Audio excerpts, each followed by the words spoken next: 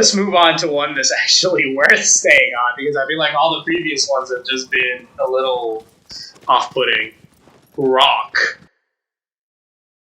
I've heard about that one. I've heard about it quite a few times, and I think it's actually one of the beasts that you get to fight in Shadow of the Colossus.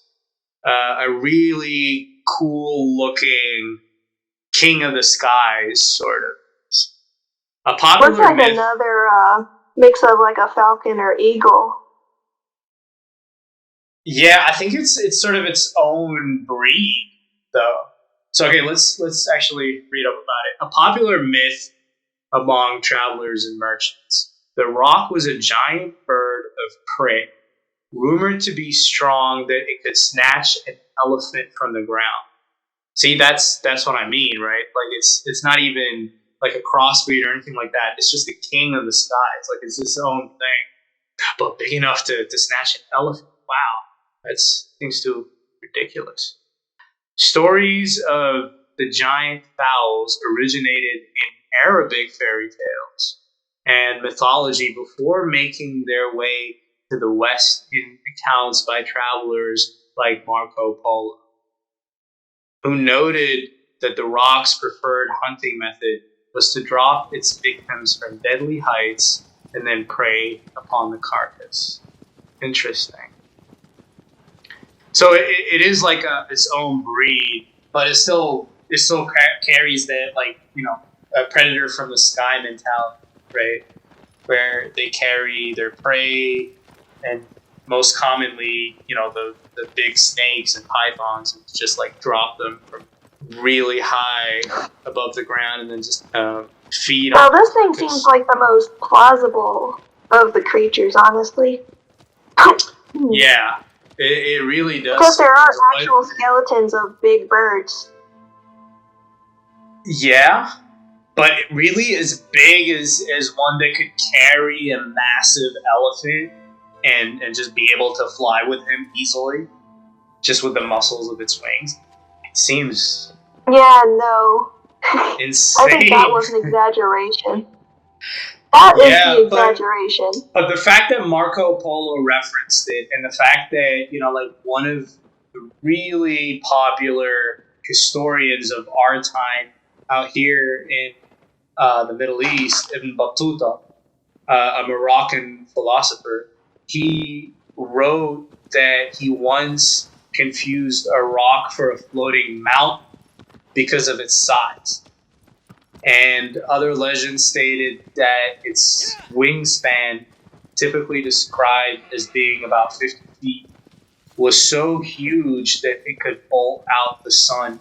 So it seems like there are plenty of sightings for these creatures, and by like well-known historians / travelers that have been around the world, during the 17th century, and they were able to, spot something that I guess it wouldn't really be that hard not to spot if it's as they say, like confusing a bird with a mountain. That's not something they can just do.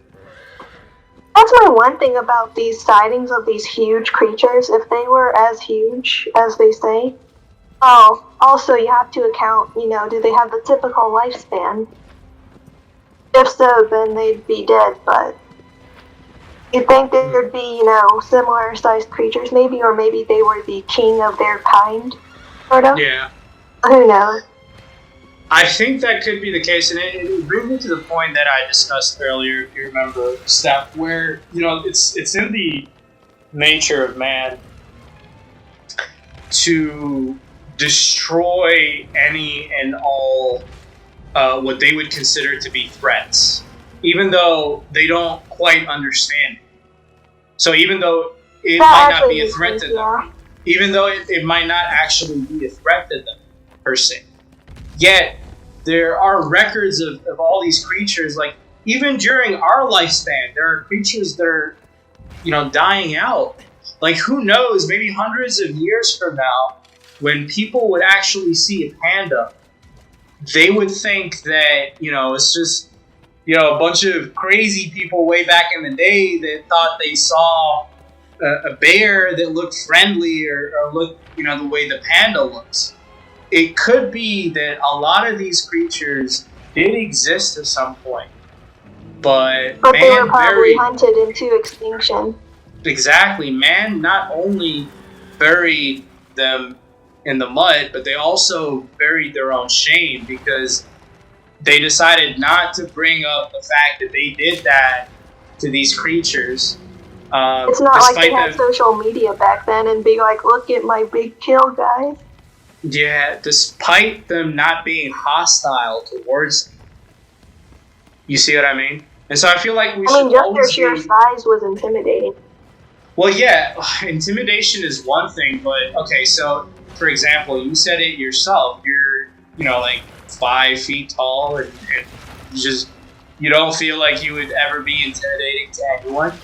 But say, like, you have people with, like NBA players with like a big stature, and for you, they would be extremely intimidating, right? Because of their size. Does that mean you should, go and buy like a gun and just start shooting them and shooting all of them? Because if that's the case, then we would all be extinct, and you would be the only person left on Earth.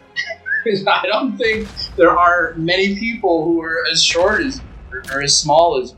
So I feel like you should live and let live. That's the point. I didn't do it to make you feel bad. Come on, Steph. You know what I mean? I guess the other thing is, these were travelers, they were exploring places for the first time, and it's like, they see these terrifying big-ass creatures, and it's like, and I mean, if they can do as they say, pick up, they pick up their prey and then drop them, I'm like, I wouldn't want that near me. Yeah. But see, since there's a record of it, Steph, I feel like that's the biggest proof that these creatures maybe existed, and they just let, these travelers and historians, they let them be. They went and they researched these creatures.